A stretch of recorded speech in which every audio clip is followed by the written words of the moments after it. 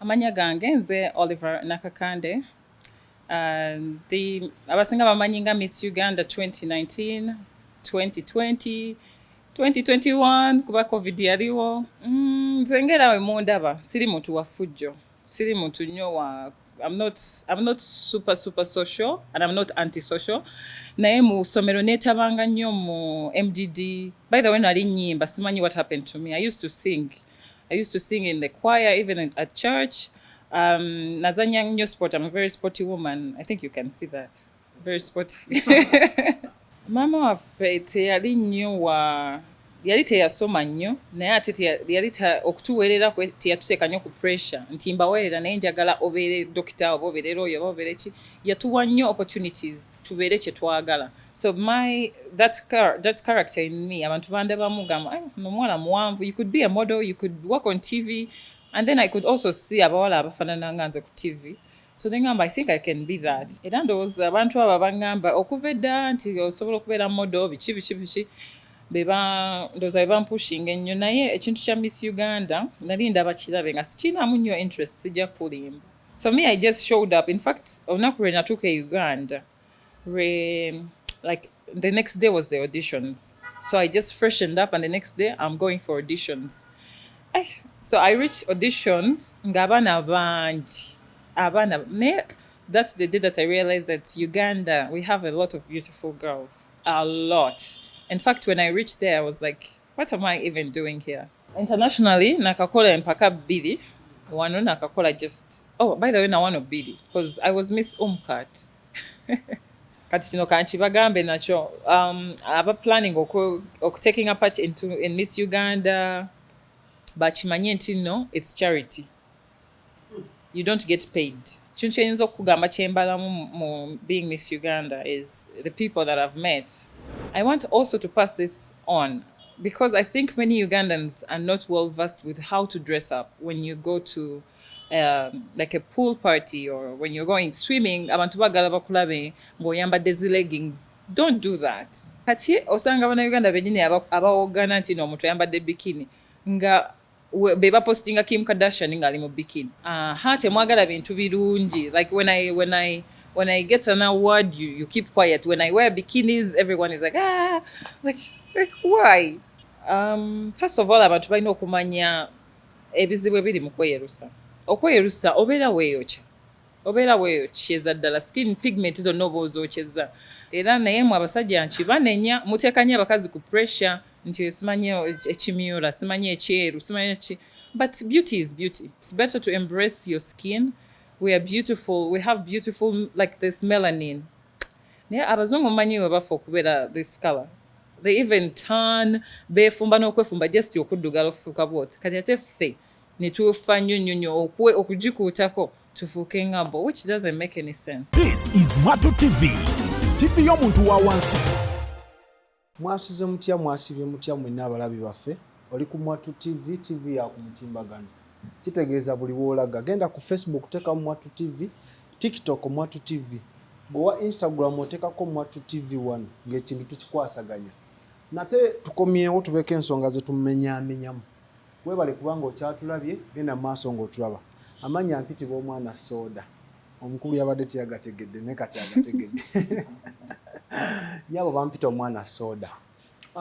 Tusanze okulaba. Nange nsanyusa okubalaba mwenna. Abakulaba. Mwebale okunkyaza. Ate mwebale kubeera organized. Back to back emails. I like that. Weebale kusiima. Abalabi baffe batusiimye nno naffe tujja siima mmwe kuba mwe abatubeereddewo. Nyabo nga tetunagenda mu maaso. Omulabi waffe nga gwe mulundi gwe ogusoose okulaba ayagala kumanya gwe ani. Amanya gange nze Oliver Nakakande. Abasinga bamanyi nga Miss Uganda 2019, 2020, 2021 kuba covid yaliwo. Okubye kalamba. Nakuba kalamba. Basically I'm the COVID queen because I had to reign online. By the way, nsobola okumixingamu? Yeah? Okay. Kasasi kisusa. Sijja kukisusa. So I'm a humanitarian and I advocate for girls and girl rights. I'm a model as well. I am a resident of Dubai in the United Arab Emirates, and I am a business student, currently finalizing my degree at Middlesex University, Dubai. Also, I am a candidate at Miss Universe UAE, and I happen to be the first ever black girl in that pageant. So I want to actually thank Ugandans for supporting me in that regards. Tweyanziza bwatyo bwatandise olwaleero twatambudde ne baganda baffe aba El Shaddai Money Service International batambuza ssente amakanda gali South Africa bazijja mu Uganda ne baziddeetamu okwetoloola ensi yonna services zaabwe zikola ennamba zaabwe bakooneko batambuze ssente zo mu nkola esoboka ate nga yabwesigwa mu bufu bwennyini mwannyinaffe akonye ku kya UAE, that is United Arab Emirates, oyagala genda kukola mirimu oyagala funa visa eya buli ngeri yonna weekwatte bakadde baffe abamuziwanda international emitimbagano gyabwe wansi zitambula ku screen bakyalireko bakwasaganya oli muvubuka oyagala genda kuyiiya tetwagadde ogenda eri ate bakusuule bakuzenga mugugu weekwate abo bagenda kubanga ensonga zo bazikwasaganya bulungi.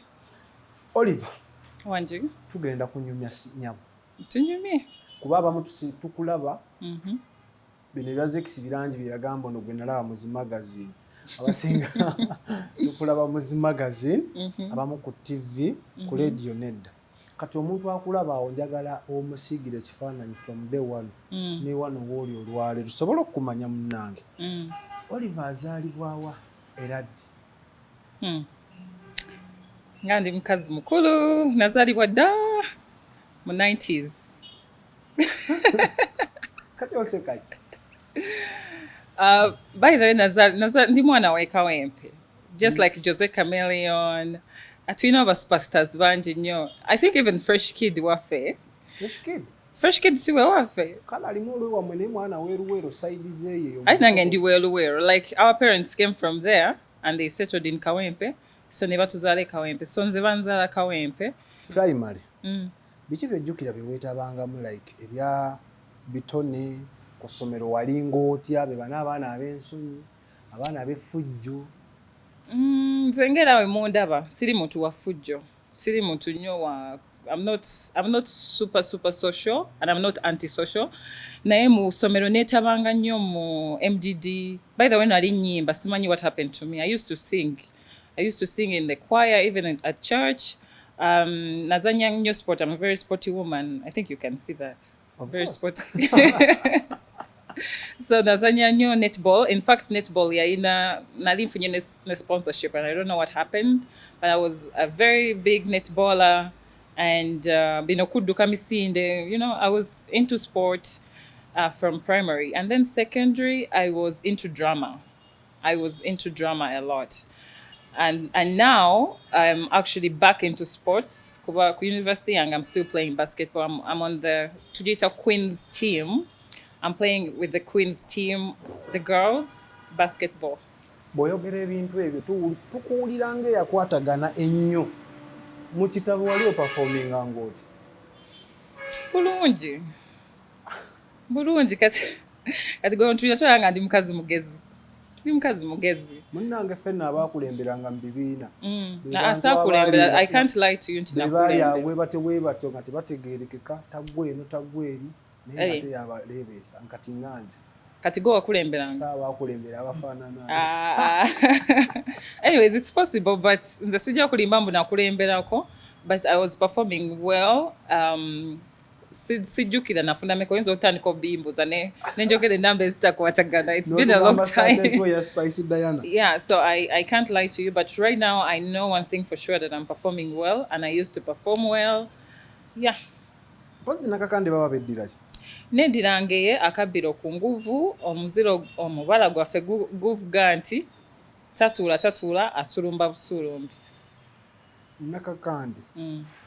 Mbadde njagala ontambuliremu. Maze okutambulira kati wagala ntambule etya? Ntambudde ng'omuganda w'omulembe omutebi gwennyini. Anti ntambudde. Mu mboozi yo otugambye watambulanga amasomero mangi n'ebifo bingi, kyava ku ki? Waliwo obuzibu? Tewaliwo buzibu, naye mami waffe yayagalanga nnyo ndowooza tumanyagane n'ab'ekika kyaffe, ba anti baffe, ba anko baffe, kubera abantu be natambuliramu bali ba famire yange. So yayagala nnyo tumanyagane. Right now taliiwo, she passed away, but at least yalekawo eyo connection nti, you know, I can reach out to my uncles. I grew up here, I grew up there. So I think that's the picture she wanted to paint. And also, kyenakugambye nti yayagalanga nnyo tumanye nti religion has nothing to do with us. Like it doesn't differentiate us. So natulaga nti wamukristaayo osobola okukwatagana n'omusiraamu n'okwatagana n'omu advent. So I was all over. I have friends from each and every religion. Kati gwe watuufu ogwawo. I'm a Christian. I'm a Christian. Kinene tulina abalokole abakatuliki abasinga. Osobola okumpita omulokole. Yesu yeebaza. Amen. Munnange ebyokutambula ebyo bitera okuaffectinga ensoma y'abaana. Bwe mu ssomero tebyakukosanga munko n'otuuka nti tugeze wano sirabaasi simanyi bagiri wala. I think olw'okuba nti nali banindanga ne mmalako ne graduatinga from like primary awo nenvaawo kati eri mba ntandika fresh chapter. So sisuubira nti kyampa nnyo obuzibu. And I think era okubeera nga omuntu oli sharp ebintu obiyiga mangu. Nga tetunatuukayo eyo. Oliver yakulira mu famire ereeta. Famire eyeesobola, famire ey'okukwatirako, famire ey'okweyiiyayiiya kuba naye matalinga obulamu bw'omwana bwa. Kituufu. Sijja kulima nti nakulira mu famire nga yeesobola nnyo kiri awo. Kuba twalina ebintu bye twetaaga oluusi nga tebiriiwo. Twalina oluusi ne school fees ne zibula, oluusi n'ebyokulya ne bibula. Kwegamba ogiyisa otya oba ey'okubiri oba ebadde yaako? Eryawe nga tweyiiya twetetenkanya naye wakati. Nze by the way nakula ne mama wange ye yankuza. So gwe nyinza okugamba nti kye nalaba ku ground yali mukyala mukozi yakola buli mulimu gwe nyinza okulowoozaako just okutulaba nti tusoma. Yalina ekifaananyi kye yali atusiigidde kyayagala okutulabamu mu future na investinga mu kusoma kwaffe n'akola buli mulimu. So sijja kugamba mbu mama wange yali mugagga nga alina oba nnyumba oba nga alina business ki teyabirina. So she was just a normal Ugandan woman eyali hustlinga from small businesses. Munnange nno nga tukula abazadde nno akugamba soda nno nkuweeredde naye njagala obeere dokita. Maama biki bye yateranga okugamba mu kasente ke yakuŋŋaanyanga osome? Maama waffe teyali nnyo yali teyasoma nnyo naye ate yali okutuweerera teyatuteeka nnyo ku pressure nti mbaweerera naye njagala obeere dokita oba obeere lawyer oba obeere ki. Yatuwa nnyo opportunities tubeere kye twagala. That's why ne mu ssomero yatusupportinganga kati nze bye nakolanga nenzanya netball nga nsupportinga nengenda mu MDD nga nsupportinga. So ye yali atuwadde decision twesalirewo ekitukolera ekitunyumira kye tuba tukola. So teyatusalirawo nti anything in particular. Life gyojjukira obulungi gyotagenda kudduka ya HSC omalako O-level. Ebirowoozo byali kukola ki? O-level. W'omazeeko O-level oyingira A-level kuba abasinga bwe basinga okweseetingira nti njagala mbeero baki kantwale kino ntwale kino. Nze no ndowooza when nali because I was 16 when natuula senior 4 yange. Mwaka ki abaana bakumbalire wano naawe? Kati awo otandika okubala mundeke. But by the way, abagala okumanya biography yange yonna eri online. I can't lie anything. By the way, tusobola tulimba kuba tulina gundi wano 24 nga okwata Miss Uganda. N'omwaka tugumanyi so. 24? No, it wasn't the 24th. You mean the date? No, yes. My age? Yeah, so I can't lie. Anyways, when I did O-level, sijja kulima mbu nali already nsize picture nga njagala naye nga bwe nkugambye nti bwe nagenda ku after my A-level nayagala nnyo ebintu bya journalism. I could see myself working on TV, I could see myself presenting, and people were always giving me these compliments. Nendowooza nnyinza obikola naye nga si kye nali njagala munda munze. Baakupika bupisi. Yeah, so tulina n'abo abantu mu society bayinza okugamba I think osobola okubeera kino osobola okubeera kiri naye gwe nga gw'oyagala ki kati kwegya emyaka oba tosobola kwesalirawo n'olowooza oba kiki ddala. Oliver moment. Gwe watuulanga wali mu nnyumba yo olowooza baavanga ku ki okugamba nti osobola okubeera ku media? First of all, nze okuva dda nga ndi kawala katono kawanvu and I was outspoken. nga outspoken ndowooza mu Luganda gwe mugamba omuntu atanyigirwa mu ttooke nga yeeyogerako naye ate nga siri mulalu like I was wobeera onnumbye nga nkugamba ebintu bye mba nkugambye naye nga sirwana so that character in me abantu bandabamu gamba nomwana muwanvu you could be a model you could work on TV and then I could also see abawala abafaanana nga nze ku TV so then I think I can be that but yeah I think I answered you. Olwo ng'ani gwe weegomba gwe gw'olaba n'ogamba nti eyo nsobola okkikuba Ku TV? To be honest, no one in particular, but no one. Sirina gwe nzijukira. Totuleeta olowooza nti byadda nnyo. Era byadda. Oli ku Mwattu TV, omwana soda. Tukyagenda mu maaso ne modo waffe oba Miss Uganda oba Miss byonna. Olonda gundi. Erevo giyingidde. Mask omwera ogitwala? A-level when Najimala, by the way, I performed very well. Naye, I got like depressed immediately after because I lost my mom immediately. Ne results never could. So nesoka nechawa okusoma nechawa buli kimu. You know, we all have those, you know, ups and downs. So for me that was the lowest moment of my life. Ngangamba kakati omuntu wabadde unsupporting through my education by the way njagala nnyo okusoma era nze ndowooza yamunaddamu okuntiaza nojja kubeera doctor PhD tujja ssanyuka nnyo gamba nti tukitutte mu linnya lya Yesu amiina so nayagalanga nnyo okusoma naye that moment I felt like I couldn't go any further I was like mama afudde kati ki kyenjagala like I felt very like even useless to be honest kuba yali asinga okumbelievingamu okunsupportinga so immediately thereafter I started working but I realized that I couldn't sustain my job I wanted to go back to school so nengamba binayagala bino ebya journalism abantu bangamba nnyo byokola ku TV let me just go and you know get a journalism course so nensoma ebiseera ebyo abeetega baba batandise abeetega abeetega abakwasaganya okwasaganya ki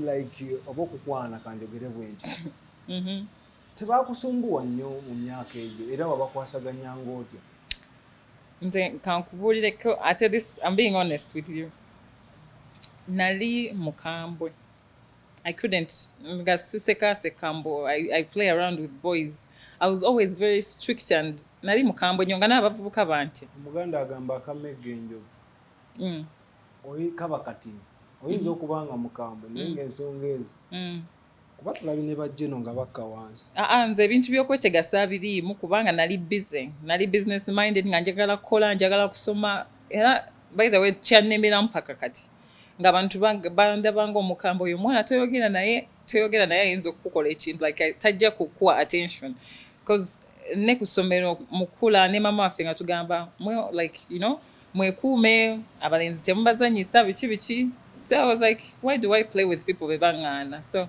neekuuma eteza tewalina ku mikwano gyo mirenzi saagirina tujja kulimba saagirina honestly mami afudde olowooza ku kyokuddayo okusoma sente olwo zivaawo mu ba relatives ate kati oba osigazzaaki mu ba relatives bange bannyambako then I finished n'otikkirwa yes wagezaako okwagala okukola bye wasoma no saagezaako wadde kubanga by the time when namaliriza I had other plans ng'olwo njagala kuva wano ngende nkole ku ssente z'ebweru kuba kyeyo eba tebasaze by the way skills osomye osobola okuzimplementinga anywhere in the world so yeah tutandika okumanya mu bintu ebyabalungi ffe tubiyita mu lulimi olwangu Miss Uganda ebintu bino bitandika mwaka ki era wava ku kyo bitandika era ndowooza abantu abo baŋŋamba okuva edda nti osobola okubeera modo biki ndowooza bebampushinga ennyo naye ekintu kya Miss Uganda nali ndaba kirabe nga sikiinaamu nnyo interest sijja kulimba naye nze kuva dda era nga njagala just kubeera kati modo biki nga simanyi bya beauty queen Miss Uganda but there is something one of my friends yaŋŋamba kuba since I started traveling nga nkomawo buli bwe nakomangawo wano nga neetika ebintu bingi just to give away because nze buli we nava wano nga neŋŋenda eri nga nzijukira gye nvudde ne ŋŋamba naye kati bwe ndaba akantu akalungi nga ŋŋamba kano njagala nkaggule nkatwale kagabire ono akaagala. So I used to come back with a lot of things and do like a charity just from my pocket. So abantu ne baŋŋamba naye gwe, why don't you get like a bigger platform? Ne bagamba platform njijjewa. Abamu ne baŋŋamba start an organization biki ne ŋŋamba biki ne mbigaana omanyi obeera ne fear nga ekintu okikolangako. Ne bagamba I'm okay doing it the way I am. But someone gave me an idea of Miss Uganda, because Miss Uganda nga bakola, you're a beauty queen, but you're working, in charities. So ne bampa idea yo nenjibuyinga somehow, but I wasn't really into it. In fact, mukwano gwange yanzijirayo forms za Miss Uganda nga ngamba you must, this time around you must. I wasn't even in Uganda when they applied for me. Real estate. I'm a broker. I was a broker. Right now I'm a student, but I was a broker. I worked with two companies, Ngantunda Properties, villas, rentals. In fact, because I'm well versed with that knowledge. I have my license certificates. In fact, when again they soma that course, and I got certified. I started working. Why not? I'm comfortable here. Akawogo kayingira kakwasaganyiza n'ogamba kanyamba abaana beeka. Yeah. So bya Miss Uganda byavaawo nga abantu balaba buli wenkomawo wano neetika ebintu nga you need a bigger platform. You need your voice to be heard. But that's how I ended up in Miss Uganda anyways. Nga tetunayingira munda. Kyetaagisa ki omuntu okwesimba kuba Miss Uganda? Bintu no si bingi nnyo. Ekisooka weetaaga kuba ng'oli Munnayuganda. Ekisooka ng'oli muwala totawaana gwe omulenzi. Eriyo ba Mr. I don't know. I've never had. Do we have Mr. I don't know. Sikutusosola okwo. Mr. Kampala gyali. Babunyama simanyi Mr. Babunyama. Abazimbulukufu. Ba bodybuilders. Ba Miss Kavi. No. Ba bodybuilder. Now ba Mr. Mr. Yeah. Anyone, you're all misters. We're all misses. It's just abantu abaliyo balemena kwebonyabonya nnyo na kino kintu nti if you don't have this crown, if you don't get a title of Miss Uganda, you're nothing. You're something. You can still do a lot. Obadde okyatusomera kyokubiri ng'oli mukazi. Oh yeah. Okay, first of all you have to be Ugandan. Second of all you have to be female. Ekyokusatu olina okubeera ng'oli age ranging them. I think it's 18 to 26. That's age. Temukkiriza nti eriyo omulungi asukka emyaka egyo tekuba kusosola myaka. Anti kati awe wali obuzibu. Miss Uganda is not about beauty. It's beauty with the purpose, beauty with the brains. So abalungi fena tuli balungi, abaana bato balungi, emyaka, like age is just a number, but this is the criteria. I'm not the spokesperson of the company, but I'm telling you from my point of view. So when I use that forms, you have to be 18 to 26. Above that or below that, tokkirizibwa. And I think chiva ku waggulu kati oba naye bagenda ku Miss World era nabo gy'emyaka gye bakkiriza. Wobeera below or above tebakutwala. Ndowooza mu abaaleetedde ne bano abaatugambye mbu biro simanyi biro emyaka 3 genda okuze Valentine. Above noonya school fees z'abaana bamukwesirwa. Yes, nabiwulirako. Bitambula ku media. Empapula bazikusayiningira toliiwo. Bw'oli kifaananyi ogamba bikole. Mukwano gwange bangamba nnyo like banneesi bako. In fact lwakuba baali bamanyi nti every summer nga nzija Uganda. That's between June, July, around that time. So in fact nali naakajoininga university nga mazeeko omwaka gwange ogusooka ne mbagamba nzija. Nibanga this time around bwojja at least try. Ne mbagamba banenze nga sina budde bwebyo. So mukwano gwange n'agenda ku Sheraton n'apickinga empapula n'azifiiringa nambuuza signature yange. Nemugamba kati how am I supposed to send you my signature? Byonna n'abyeteerako n'asayininga but in my name. So n'ebifaananyi byange n'abiprintinga n'asubmitting application yange. So me, I just showed up. In fact, onakure natuke Uganda. Like the next day was the auditions. So I just freshened up, and the next day I'm going for auditions. I, so I reached auditions. Ngabana banji. That's the day that I realized that Uganda, we have a lot of beautiful girls. A lot. In fact, when I reached there, I was like, what am I even doing here? Kubanga abana bali balungi. But I still carried on with confidence and showed up and auditioned, and I made it. Yeah. Omukisa gwe bayita omukisa. Yeah, omukisa nagwo guteekamu showing up and confidence. Omukisa tegujja gwokka, omukisa gujja nga gukusanze oli awo era gugenda. Naye omukisa we gujja n'ogukkiriza, and you work hard, you show up, you're confident, you're smart, you're disciplined. Because I was disciplined, I was everything in that, in the auditions. So Ekitegeeza ebyo byonna babitunulatunulako. batunulira ebintu bingi nnyo.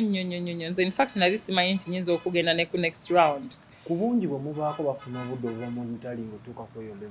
Yes. Bw'obuulo walina bweru wa ggwanga. Basindika ne bambega bweru w'eggwanga ne bakutambulirako. You mean like nga tuli mu competition? Yeah. No, kati we twali mu competition twasigala wano e Uganda. Tubeera ne boot camp etwala omwezi mulamba. Mwezi mulamba babalaba mweyisa mutya, like how do you treat others, babasomesa etiquette, oyogera otya, otuula otya, like ebintu bingi nnyo bye batuyigiriza. So literally okumala omwezi n'omuntu oba at least yomutegeddeko kyomutegeddeko, then mu bino bye mulaba event ngeze awo baba batufuna dda. Mujja ne mumodola. Muyitawo. Owangudde ekintu kye wali tolinaamu na interest. Olunaku olwo weewulira oti? I remember it was the 26th of July, 2019. Feeling sisobola najjo kunyonyola kubanga it first of all I didn't expect it at all. Abana bali bangi nga balungi nga bagezi. But when it happened, I think I froze on stage. I didn't know what was happening. It took me some time to actually take it in. Mfunye attention. I think I'm not used to attention. That's why I usually dodge interviews. I'm not used to being in the limelight. Butala bichi. Kati olwo mfunye attention ne abamawulire like paparazzi bichi ngamba this is the life I actually chose. So it took me so long to get used to that kind of life. But of course I was super excited and I was very grateful for the opportunity, and I did my job, which is, advocating for my cause, which was fighting teenage pregnancies at that time. Yeah. Otandise obulamu bw'obutaala obw'okwemulisa. Bwakutambulira butya? Ekyanyamba nali naakaraininngako kati ni covid najja. Kyekyanyamba nti obutaala nali mbuyingira ate nga sibwagala nnyo. Covid nanyamba ne bagamba buli omu asigala ewaka. So, but I appreciate, the time that I got, into the limelight. I met some really nice people. Being Miss Uganda is the people that I've met. A lot of people. Because literally, I wouldn't have met you. So, abantu bangi be meetings aba impacting obulamu bwange in so many ways. Business-wise, like, I don't know, like, we've worked on so many projects. Even in Dubai, I'm recognized as Miss Uganda. So it's a title that can never go away. And, once Miss Uganda is forever Miss Uganda. Yeah. Once a command, it's always a command. Munange fenno bakadde bafa abasinga abali mu byalo. Balina endowooza nti omwana kasaagenda mu ebyo aba alerekedde olugendo lw'okwonooneka. Sinakindi nga n'ebimu ku bisaanyizo bye tulowooza nti bye birina okuba nabyo okubigendamu. Olina nga ezimu ku ze wanaabaza ensonyi. Endowooza eki kyoyinza okyogerako? Endowooza, I don't want to sound bad. Ekirungi nze teyantuukako, but nambiwulira. Nti wogenda n'ofuuka model oba n'ofuuka beauty queen oba oyonoonese. But I think parents should see it as a talent or a career. It's actually a career that can feed you and the rest of the family forever. So it's not about nudity nti abantu bagenda kubeera nga beeyambula mu Miss Uganda tetweyambulako wadde you never n'olagako abaana abataka nze kati nga nze ng'omuntu nyambala bikinis bwe mba ngenze ku pool oba ku beach or whatever, but during the competition we didn't. And even if we did, oh, by the way, we went for a pool party, our twayambala bikinis. I want also to pass this on because I think many Ugandans are not well versed with how to dress up when you go to like a pool party or when you're going swimming. Abantu bagala bakulabe ngoyambadde zi leggings. Don't do that. Don't. You could do it, but don't judge someone else who's wearing a bikini because that is how people are supposed to dress nga bagenza okuwuga. Recently, I posted my pictures about Uganda nyo omwana yambadde bikini bichi. I was like, but guys, mbala's age. What did you see? Did you see anything? There's nothing. Kati osanga bana Uganda benyini abawogana nti no omuntu yambadde bikini nga beba postinga Kim Kardashian nga ali mu bikini. Kati if Kim Kardashian can wear a bikini, what about me at the beach? Ba believing anti bali balina neisa yabwe naffe abaana bannambi tulina neisa yaffe. nze mundeke kubanga like you know mindset by the way kintu kikulu nnyo. Nange we nakulira nga nalinamu akantu naye abantu abambala bikini like ababeera bayonooneka, you know, but I'm a Christian, I am a believer. Okwambala bikini, I'm not showing anything. It's just a dress code for that event, and immediately after that, that's it. I think people should baleka abantu bakola ebintu ebibasanyusa. I think nekirala omuntu woba olabanga, I strongly believe in culture and the tradition here, but woba olabanga omuntu koze ekintu ekitakusanyusa, it's better maybe to just let them be. Naddala mu layini ya modeling eno mukisussa. Ayi tukisussa. Ebiseera ebisinga gye mwolesa emisono. Waliwo omukadde wange gwe nalaba. Alina omusono gwe yayambala byalinga bikuta bya bikajjo. Byebisaze wano ne wano eno weebiti. Kati nga gwe kikyolaba. Tolaba nti mwonoona ensi like we mwogera ku bino ebintu mugamba like ekintu we mukiwa nnyo attention. Abantu mbateekamu ogamba nti oba kyakoze ddala chief, like it's very bad, but it's not. Oliver Uganda for the money. I know you. Yonoonese tubiwa nyama. Temwagala bintu birungi. Like when I get an award, you keep quiet. When I wear bikinis, everyone is like like why? Oliver tokkiriza nti eri abakisussa ennyo ennyo nga beekwasa nti nze already ndi mu bino bya modeling, ndi mu bino nakisussa nnyo tokkiriza nti eri banna abakisussa. Okukisusa kyeki nti oli nga cause okukisusa kyendowooza nze ng'omuntu like ali bwereere naked sikirabangako. Temuli bakisusa kati nga bw'ogambye nti noyambala bikini budde bwa gundi oli naye n'ayambala kyonna kyayagadde nga tafuddeyo kifo kikyendimu. Naye buli muntu alina eddembe okukola kyayagala. Eno gavumenti nga yatuwa eddembe kati by the way buli muntu alina emirembe okukola kyayagala. Nze nakati mbadde wa ddembe okujja nga wenjagala nga nyambadde nga wenjagala. Kati in case I wore a bikini bra inside wandikoze kiwandingobye ku interview, like it's my choice. But I think buli muntu abantu balekerawo okujudginga abantu from like engeri gye bambalamu. Because nze kanku example nalina bosi wange nga mukazi naye bwe nava wano Uganda era nga nange nyinamu akantu biki naye nga ndowooza omuntu abeera yayonooneka, but we used to go out, we used to have fun nga ine obuntu bwayambala nengamba bosi ayinza atya okwambala bwati kati naye nga wobeera okyusiza mindset yo omanya nti abantu bakola ebintu ebibasanyusa because we are not on this earth forever. Andi neddembe ligamba kola kyoyagala kasita kiba nga tekirina lidembe lyamu tekikosa muntu mulala. Exactly. Kati mwekoseza kweteka nnyo mu bintu by'abantu ebitabaliiko. Oyinza okwambala akantu kugwe nolowooza oli free naye nga munno wali ebbali. Kati oyo yabamanyi nze mba free nze bannange. Fashion, by the way, fashion is evolving and we need to appreciate fashion in a way. Kyonna kyekize kasita omuntu abanga tali bwereere tukitwalirawo. By the way, Oliver, ekintu kye wawini nga wafuuka kyakulabirako eri eggwanga naddala bannyinaffe abaana abawala eri abalina enzikiriza balina n'olugero lwe bagunjawo nti obulungi kwefaako. ekizigo kino waliwo omu yatugamba ng'oyagala okakasa nti gavumenti egenda keera ku makyawera ebizigo ebyerusa kakasa nti buli mukyala ava gy'ava nagamuzeeyitema ekikiriza kikyoyinza okukomentinga briefly.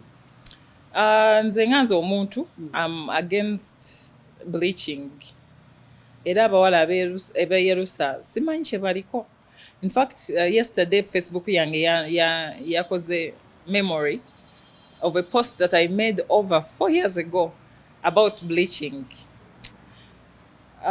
First of all, abantu balina okumanya ebizibu ebiri mu kweyerusa. Okweyerusa obeera weeyokyeza ddala skin pigment zonna oba ozookyeza. So cancer, ebirwadde ebirimu, there is nothing nice about it. Ate namwe abasajja mbanenya abasajja abawa wano muteeka nnyo abakazi ku pressure ne mugamba nti omukazi omweru nze simanya kibebi kyekyeru kati ffe abaddugavu ne tubeera ki mututeeka ku pressure abaana okukakkana nga bakute mu bizigo beeyerusiza mbu okubasanyusa. Naye Oliver oyinza okuteekamu ekintu ky'otayagala. Anti kati tebabikolera kyera nze ndowooza babikolera basajja but they should look at me nze ndi ku nakyo naye mugyeko eri nettaala ndowooza ettaala lizoba limyusizaamu but nze si I'm so proud of my color and I will never do it. And I want people to look at like bana abawala abandi emabega bonna they are black girls, they are black girls. They've made it at on the top of the world. Batambudde ku fashion runways babo bali ku zi magazines olabako nti oli yakwata mu kizigo. In fact if you want to, that mindset is here. Omuntu yenna nga yeeyerusa you will never make it out there. You will never. Era naye mu abasajja nkibanenya muteeka nnyo abakazi ku pressure nti simanyi ekimyula simanyi ekyeru simanyi ki, but beauty is beauty.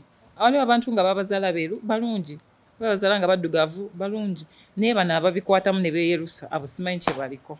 By the way tulina ne mindset naddala waffe wano e Uganda nti omuntu omulungi alina kuba mweru alina bino byetwawulira minisita byategeka simanyi Miss byemuyita figa kati ffewe bati abatini mutulabira ddala nga obugumba obutambula. I've gotten all these comments by the way. That's why mukusooka nakubuuza biki bye bagenderera kubwa Miss Uganda. Wao tusookedde tuke tugende ku level endala kuba biraka byanjawulo. Tumuna tumanyi kabina kanene baita amakudde abambe balowooza nti be bagenderako. Miss Uganda wotuna mu history ya Miss Uganda ffenna tulina emibiri gyanjawulo. Mulimu abawala abanene be balonda nga banene abatono obutini ennyo abanene ennyo.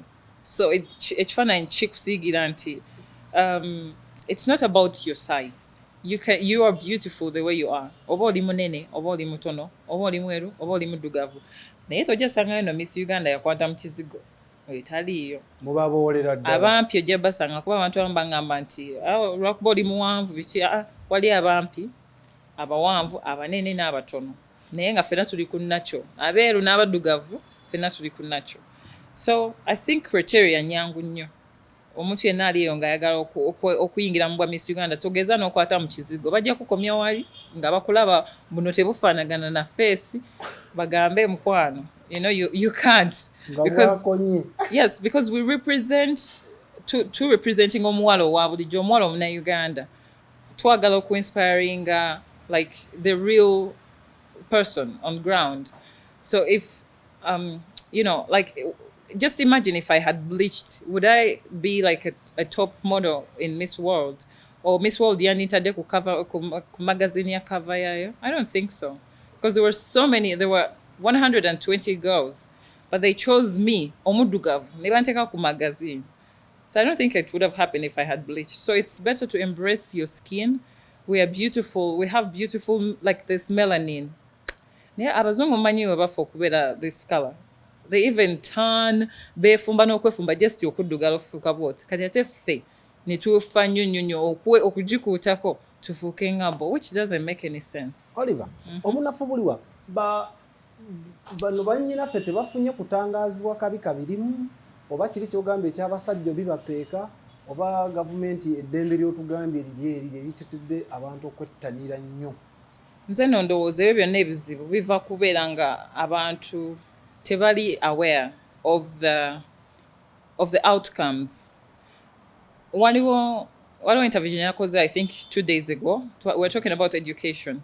Nembagamba nti education stands, yes, we're advocating for education. Naye waliwo okuyigiriza omuntu naye nga tapiikinga, tafunamu kintu kyakuyiga. That's also another story. Kati kuba mbadde nakugamba nti kiva ku butamanya oba butayigirizibwa, naye mulimu n'abantu nga abakyala bere n'abasajja mweyeruse ennaku zino. Ng'oli yasoma n'okusoma naye n'omusanga nga yeekuuta ebizigo. So oyo abeera ndowooza yoyo kwe kwoza n'oyanika mu ttaka. Oli yambuuza omwana okunywa wala gyayo kyamawuggwe kigasa ky'okufa nga amawuggwe gange malamu. Kyenkugambye nti nno we need to raise awareness. Even education, sometimes we need to educate. And too late kubanga it's not too late. Ebizigo byeyongera kujja nalabye bakutte ne ttanizi nga 25 byonna bikyusa langi. I hope nsuubira nsinga UNBS esobola okuteeka like neba banning ebintu ebyokuyingira kuba bo bakimanyi, they know exactly the consequences of bleaching. Balinyiride eddembe lyabo abakyagala. Waliwo okugamba nti otaasa bannayuganda otaasa bannansi n'obanyonyola kati nga tebannaba kukiwera bandityandiseewo campaigns ezigamba nti oba anti-bleaching campaigns ne bafuneyo ffe ba black beauty n'abaana bonna be mulaba wano ne turunninga campaigns biki. In fact, we don't even need to run campaigns. Just the matter that we're successful, we've made it here and there, is enough proof that you can go far and beyond without bleaching. It doesn't change anything. Kati awo wemba nenyeza mwenze ndowooza abantu bonna abeeyerusa pressure eva mu society nga mmwe mweteekako pressure. Abakulaba so siffe. Mmwe mweteekako pressure. So Oliver, obadde mu mpaka ez'enjawulo eziri wano ku level y'eggwanga n'ebweru w'eggwanga. Njawulo ki nga tetunnagenda kuzeebweru eri wakati w'eza wano n'ez'ebweru w'eggwanga eyo? Mukyogenda tubuulira nti waneene waffe tufa nnyo ku kino ate balibo ne bafa nnyo ku kino. Waneene waffe olina kubeera na kino eri ne babeera ne kino eno. Ogamba za Nalulungi. Okay, so internationally nakakola empaka bbiri. Wano nakakola just, oh, by the way, na wano bbiri because I was Miss Umkat. I was Miss Umkat. But okay, Miss Umkat, then Miss Uganda here. So abroad, it's been in Miss World and Miss Universe UAE. There was enjawulo sijja gamba nti nno nnene nnyo ekisookera ddala wano baagala bannayuganda olina okuba munnayuganda naye ziri tubeera mawanga gonna. But we are all having the same cause. Osanga like Miss Uganda, for example, twalinze nayingira njagala advocating for sex education nga njagala kuyigiriza abantu about sex education and the consequences, teenage pregnancies and everything. Mwalimu abananga advocating for mental health. So obako ne cause buli contestant. Ogenda ku experience wajijja wakwatwako walina mukwano gwo yayitako mu kusoomozebwa okwo oba just ebanga vibe ng'abayimbi bwe batugamba? No, si vibe, bino ebintu bibeera bya ddala tuba twabi experiencing. So nze nganza omuntu when nali nkula nabiraba mu society. For example, clear example yali omulundi gwange gwe nasooka okugenda ebweru n'enkomawo nenoonya bakwano bange be nakula nabo kuba twali tukyali baana bato ngenda okubuuzabuuza abasinga bali either married, I mean like not even married, like nga bafunye embuto abamu nga bazaala n'okuzaala naye nga baana bato ne ngamba what happened. So we need to raise awareness about like what is going on in terms of like sex education. Oba okimanyi bulungi nnyo wano Uganda we give a deaf ear about sex, on sex issues. Omuntu oyogera ku kigambo sex olyagamba awawala amatu n'agamba gamba kiki kino ate nga people are having sex. So why don't we talk about it and the consequences that come out of sex? Babiterawo basenga mu kisenge babikwasaganya ate basenga by the basenga ebintu bye batuyigiriza birala nnyo ne sex education. Kisinzira level kwoli kubasenga omutuufu alina kujja wansi. Gwe senga we yakugamba ki? Nze tabasenga bakojja no kyenjagala okugamba like our African parents balina batya okutugamba in fact ndowooza ensonga lwaki batuteeka simanya mu basenga ate basenga batuyigiriza ebintu birala nnyo so the kind of sex wafunako challenge abasinga okuyigiriza ebirala ebyogamba nze nayitako mu basenga mbamanyi kuba nabakuliramu like my aunt is raised birungi ki byobabalamu jujjukira bampeerera senga wange yampeerera kyokka ekyo ate ebisigadde zino empisa kati bino ebyabasenga I think those are not even your sengas you know they are like random people kuba bazadde bo baba batya okwogera so bakufunira ogende wasenga gundi but what I'm trying to say because now ndi muntu mukulu mbirabye abo basenga emboozi ze banyumya zibeera zandala nnyo like how to sustain a marriage omusajja omukwata otya simanya wakoma off camera kola kino I'm not against that but that's not sex education you know real sex education needs to start from a tender age omwana omubuulire kuba abaana batandika okudatinga 14-15 years nga balina boyfriend girlfriend and right now in this era ya social media internet which abaana already babira exposed kati gwe ng'omuzadde kikakatako okutandika okwogera n'omwana wo n'omugamba munange if you do ABC this is what's going to come out be open swala okubaawo kumanyi Oliver toswala Oliver olina omwana no I don't huh? I don't but I talk to a lot of young people omanyi oyo muzadde bwayinza otutunamu ng'agamba tabani era nze owange we naamufuna nja mubuulira everything it's very I'll give you an example of Desire Luzinda. I recently watched her video n'omuwala we nga amuyigiriza ebintu you know they were chatting about sex and it's normal omwana akulanga n'okweta teyetya like in case afunye boyfriend akugamba then n'omuadvising naye wano ayinza okukukuta ogenda okumanya ng'olubuto olukutte nga ogenda okunoonyereza banaye musajja kinaye ng'omusajja ategeerekeka kwagamba we need to teach and ng'abazadde tuwogere ku bintu bino so yeyo kozi yange nze yandeta Miss Uganda but then we twisted it around about teenage pregnancies but I still managed to preach what I wanted to preach so it's also similar wetubeera ebweru Miss World era project na Miss World nakola teenage pregnancies then Miss Universe I was planning on nali njagala ku advocatingira abantu bemuyita bakadaama ne basekadaama kuba ensi gye mbeeramu gye basinga kwatamu awo njawulo kiri wakati wa Miss World ne Miss Universe byanjawulo nnyo byanjawulo kati Miss World is beauty with a purpose obeera okola ku like causes nga zenkugambye nti omuntu you know like sex education like mental health and all that climate change Miss Universe naye advocating for those causes but I think the difference comes in with the production but it's all like beauty with a purpose stuff but Miss World is definitely beauty with a purpose Miss Universe is more of like glam gliss and then you know beauty with a purpose tutandike ne Miss World experience gye wafunayo ovuganyiza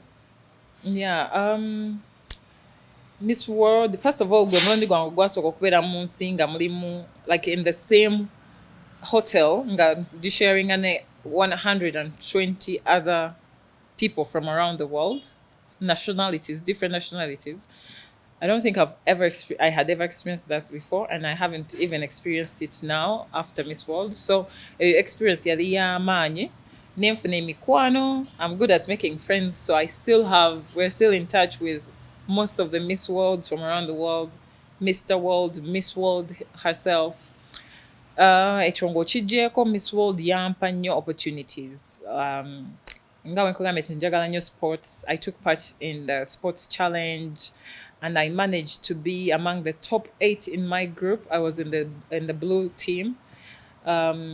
So I took also part in a head-to-head challenge. Head-to-head we bakuteeka n'abawala abalala banteeka n'abawala abalala bana.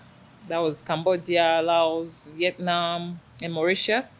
Buli omu n'ayogera ku project ye gy'akola ewaka. Kati abantu ne balonda nti ono project ye gye twagala okusupportinga yasinza okupresenting obulungi. So I won in that. And then I also I also finished as fourth runner-up in top model. So beating 120, not 20, 116 other girls. Then finally, I'm take a cover ya magazine. I think that was actually the happiest moment of my life. On my, I didn't even know. They kept it as a secret. It was a surprise. And I asked myself, how could the whole organization of Miss World just choose me, Nakakande, to be on the cover? Ngabo jirabe. I wish I had it with me. Like it was like a whole cover, nganza aliko, and the Miss World Beauty with a Purpose. I was so honored, to raise Uganda flag in that way. Feno wetubeera netubiwulira byonna byosomye tubala ssente enjereere. Ziriwa. Kati kino kankibagambe nakyo aba planning taking a part in Miss Uganda bakimanye nti no, it's charity. You don't get paid. Yes. It's tebakusasula. Katuddiremu ako tukawuli. It's charity. Olina okuba n'omutima oguyamba abantu. Kitongole kya bannakyewa. So tosuubira nti okufuuka Miss Uganda bagenda kukwata Mercedes bagikuwe, bakwate ettaka balikuwe bakuzimbireko n'ennyumba, otandike okutambula ng'oli eri. No. Tambulira waggulu bakuwe emmotoka. Miss Uganda olina kubeera muntu wa bulijjo, omuntu w'abantu, omuntu afa ku nsonga z'abantu. So kyekimu ne ku Miss World. Kati ffenna abawala 120 from other countries batugatta wamu nga tulina same cause, same goal, but we are not paid, but we just love doing what we're doing.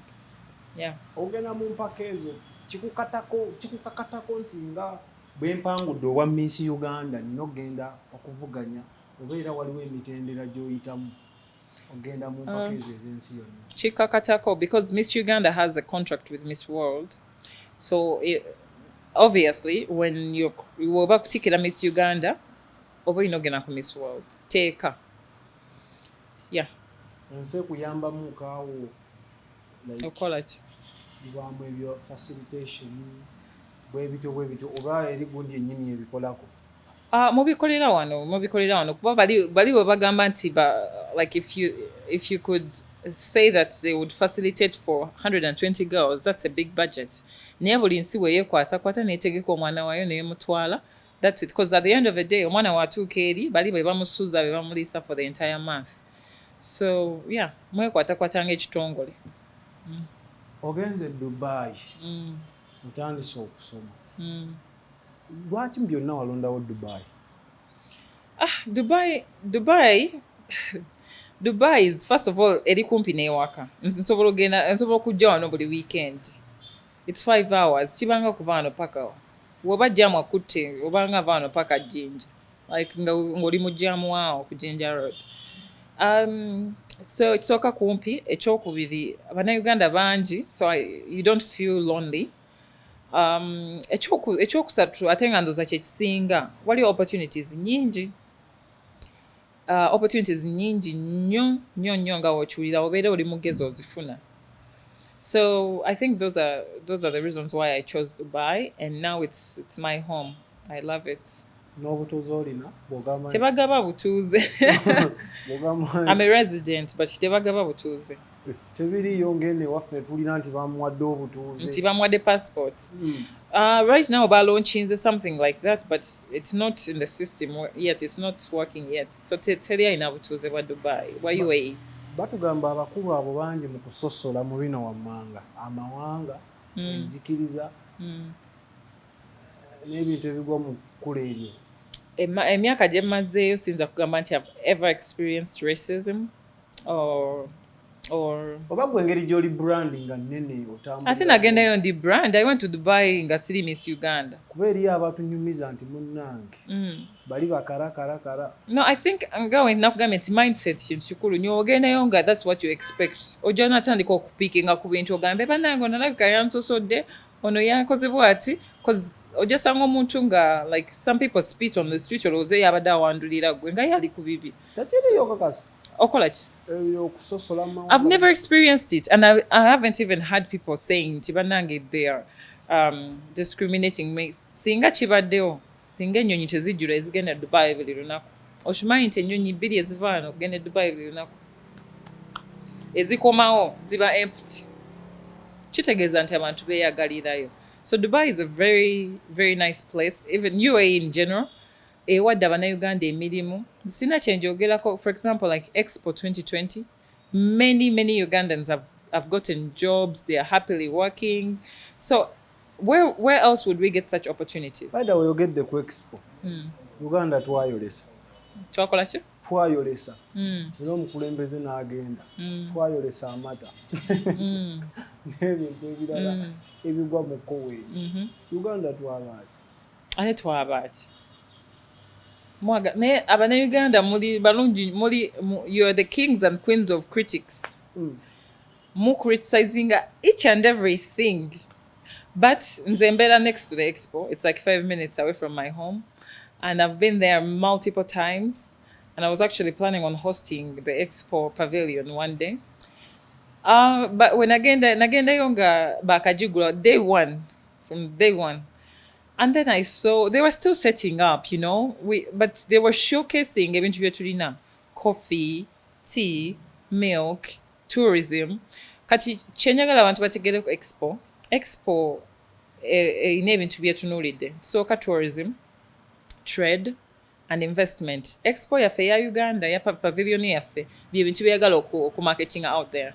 So kati gwe jango badde oba olina byolowooza by'okusangayo awo obeera mu kifo kikyamu kuba bo baateekamu they can't I think these are the three main things and they can't put in any more.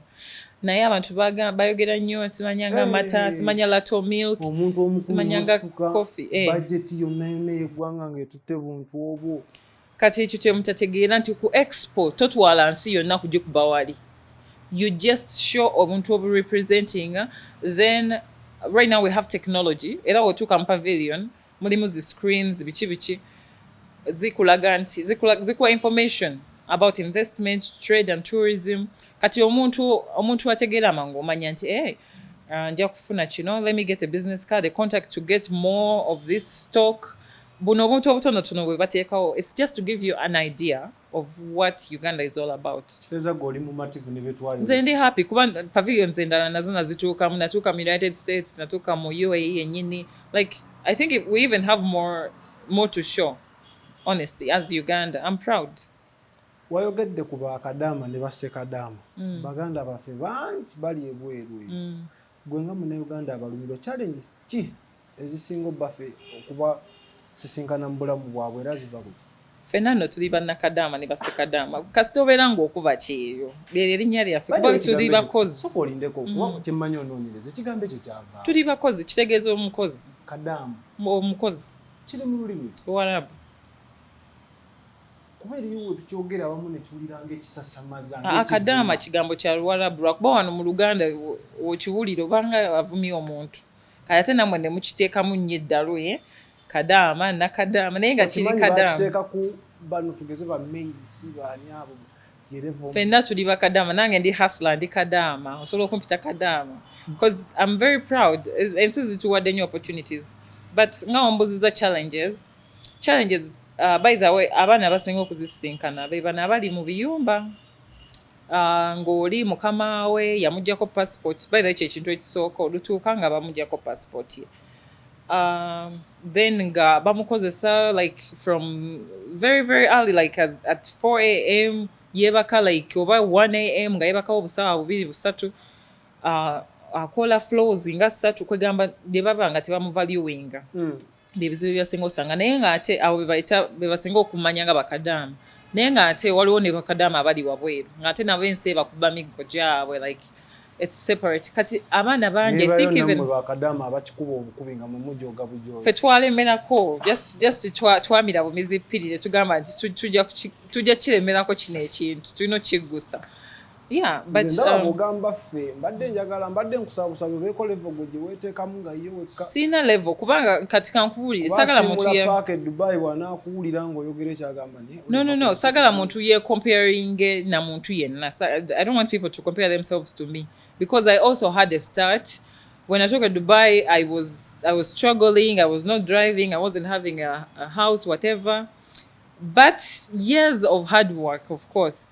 Omulimu gwe nasookerako si gwe naddako ate si gwe naddako so ogenda olinnya mpola bayinza okugamba nti kati otuuse ogenda kutandika kukiliininga toyi ogambe bannaye nze nkiliininga nte toyi bakuwa kakadde kamu oba n'emitwalo 2 so no kati waliwo abantu abalemerako n'ogamba nti wano wennyini wendi wenja ofunira opportunity eddako kamusooke maleko contract yange y'emyaka 2 bw'ojjukira gy'ovudde okola bw'omala awo n'ogamba kale kati kangende nsome obwa barista mbeere nga nkola Starbucks coffee biki osanga we nafuna opportunity kubala na ku persistent kulemerako naye Abannayuganda tunyooma nnyo emirimu yensonga lwaki by the way UAE tebatwagala nnyo kyo sijja kikulimba like okutukozesa faamu zaki anti era batwagala mu biyumba naye kati buno obuli mulimu obulala obuyinza otuconnecting opportunities nga barista bikyosanga obu Filipino customer care Abannayuganda tetumanyi customer care tetumanyi kwogera like hi sir welcome biki ng'olyagamba nkwemolerako kinkweokaminga biki very few Ugandans you'll find in hospitality business very few why fa Abannayuganda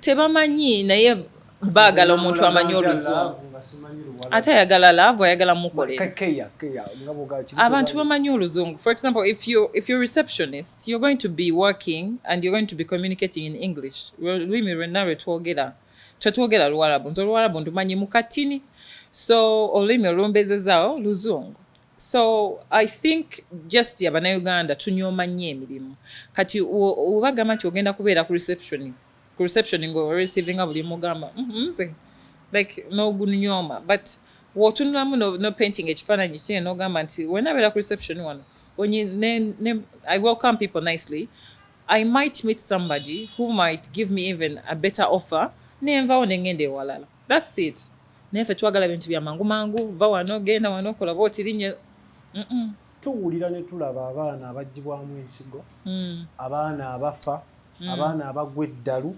abali mu malwaliro mu nsi ezo obunafu obwo buva ku kikubaana kuba bakozesa ki ngera wenkugambye nti ensi nga bwe ziri nti zituwa opportunities ate nazo zirimu ebizibu byazo kati waliwo eyo nayo kati business eri awo in fact abaana abasinga bempulidde abalimu be bakoze ebintu ne bajjamu organize zaabo abasinga tebabatuusa nabatuusa ku mirimu kati oba mbayite bakifeesi like waliwo abantu wano nga bo ajja bikampani kijja ne kikugamba nti ngenda kuwa passport nkuwe visa ogende gwe tonsasula otuuke eri like think how could you just travel for free obwavu bukukubye emyaka gyonna anti obwavu bukukubye olowooza kutwala ye Yesu nti agenda kutwala butwazi obeeraawo olaba abadda na ttooke abaana njagala abaana balowooze bagambe nti omuntu kasita if anything is too good if anything sounds too good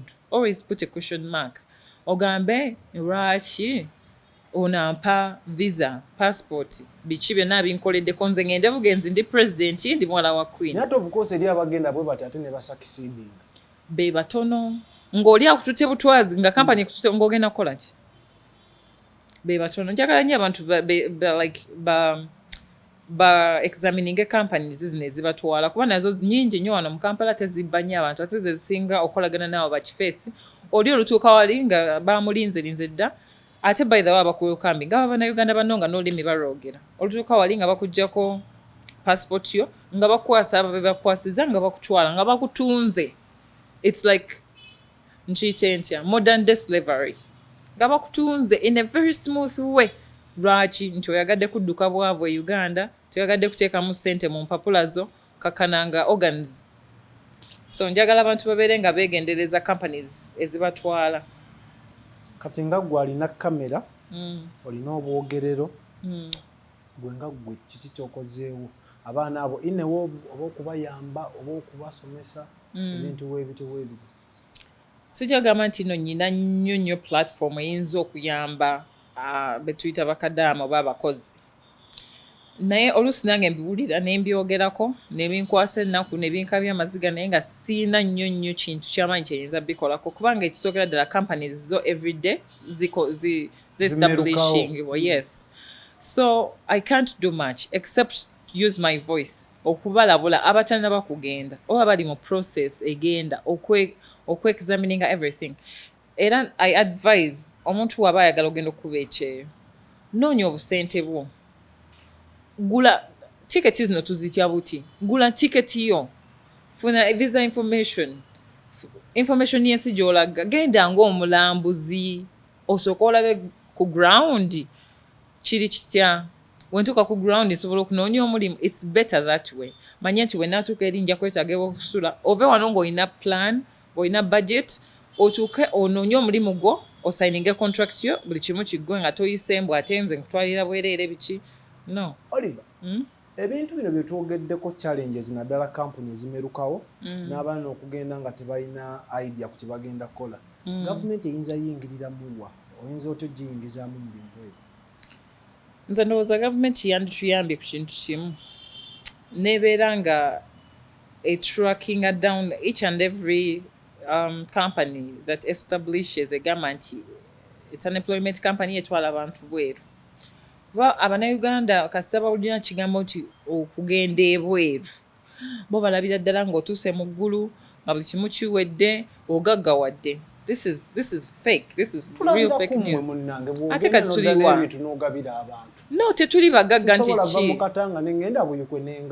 No, kati nange wera we nali nakagenda nange saagaba. But I worked hard. I worked hard to get there.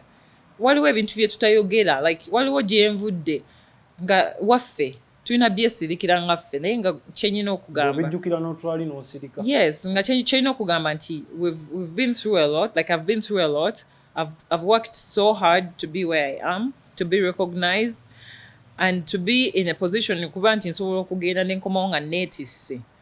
I've worked so hard for that. Since ate kugamba nti ndi mugagga nyombo, I have this and that. I don't. I have nothing. But at least njagala omuntu ategeere nti hard work, dedication, teriyo kintu kigenda kuva eri kikugwire. Back to the government. Government eyekenenye each and every company egamba nti recruitment twala abantu mu nsi z'Abawarabu biki biki babekenenye. Ekyokubiri, omuntu yenna ali eyo nga ayagala genda mu nsi z'Abawarabu yeefunire visa ye, yeefunire tiketi ye, agende nga ye nga mulambuzi. At least bigane buganyi alabe nti no, okay biganye kati kanze ye Uganda. You know? Naye okugenda ng'omuntu akutaddemu ssente ze ne webigaana ye takuta. At least yakuteeka ku street n'agamba genda weetunde nze njagala ssente zange. And this is happening, you know? So we need to talk about this, and the government needs to be involved. Yogera ku bbula ly'emirimu eriri mu Uganda. N'okuba nga abakola ennyo be bafuna ekitono, kuba bye bimu ebivaako abaana baffe abo basindiikiriza ogenda ebbula. Bbula ly'emirimu ndimanyi kuba nange gyambulako nga wendi wano. I think ekisookera tuli bangi, population tuli bangi, emirimu mitono.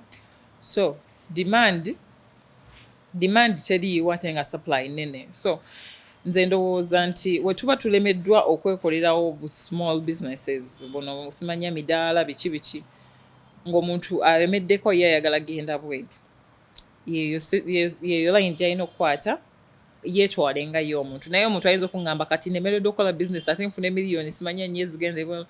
Kati I think if you can't afford it, then try as much as you can to self-sustain yourself. Obuntu bungi nnyo obuvaamu ssente, obuntu obutonotono.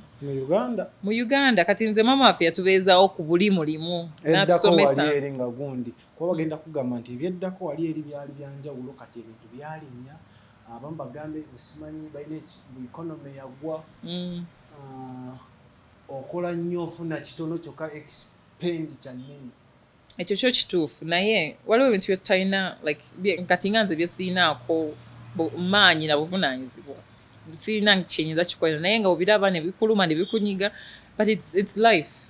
Kati tukimanyi nti yes, economy ebintu bikalubye, but how do we tusobola okusurviving in that economy regardless? Tulina agriculture, tulina yeso kana kingambye abantu basome ne skills.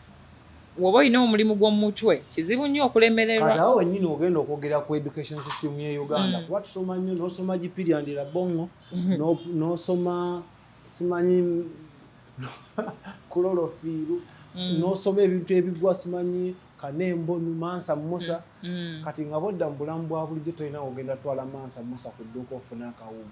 mu buufu bwennyini mbadde nkusaba oyogere ku education system ye Uganda niba kikwatako obeeko omulanga gw'obakubira. Yeah, kituufu by the way. Mulimu ebintu nange bye nasoma ne ngamba oba kati bino twasoma byaki. But bw'otunulamu ate n'ogamba n'olaba nga okusoma oluusi kukukeepinga nga you're motivated, you're learning something. Tekitegeeza nti buli by'osoma bigenda kukuyamba. Naye nze ndowooza nti tuleme kusoma ate kutuuka ku higher level ng'era tetumanyi na ki kye tugenda kukola. Kati nga nze wambuuziza nali sikimanyi. But I think Ministry of Education introducinzeewo like technical like forum oba projects oba oluva mu senior 6 oli ng'amanya nti kino kye ngenda okukola ngenda kusiba nviiri ngenda kubeera mechanic ngenda kukola kino oba plumbing oba what. Trust me, chances ntono nnyo omwana oyo okufuluma ne skill ye mu mutwe n'alema okufuna omulimu oba ye n'alema kwetandikirawo omulimu. Oliver, nze mbadde ngamba nti level ya S6 oba togayadde nnyo tekyetaaga nnyo wansi keno kuba emyaka egyo muba mutuuse mu bulamu obw'okusireyinga ng'eri ebintu bye mumma amatu. Mwagala kusireyinga genda ku beaches. Level ya S6 simbi. Level ya S6 simbi. Omuntu wansi nga kikutambuliddemu like ovudde mu primary nsobola okwasaganya amagalo yange. Anti kati basobola bajja wansi nga baba bateeramu like technical bits. Kati nga tugambe nga osobola okukola choices. I don't know if now they do that. There's subjects zogenda okusoma nga choosing one from the technical side. So from that O level nga you're learning theory. Then wotuuke no ku HSC no somera ddala practicals. So you graduate. I think it's a good idea. Eriyo program gye nakulaba otambuza ey'okuba okwogera n'omwana omuwala kubaako ky'omunyumiza ndowooza ng'ogezaako buzza gy'oyita nti elayini. Challenges baana naddala bannayuganda abali mu level eyo abatiini ze batera ossanga ng'ozolaba nga zikuba obbya omutwe naye nga tezisobola okuvaawo. Challenges ekisookera ddala mubasumbuwa nnyo. Abaana abawala mubasumbuwa nnyo mu abalenzi ate babasumbuwawo. Ayitawo bw'ati n'asagala. Kati naakugamba ki? Mwe mubasumbu. Yeetega. Abakugayeko nti yeeteze. Nze ndeka. But okay, seriously, ekizibu ekiriwo abaana especially during the pandemic abaana bafunye nnyo embuto. I was reading the statistics about almost 500,000 girls bafuna embuto mu COVID.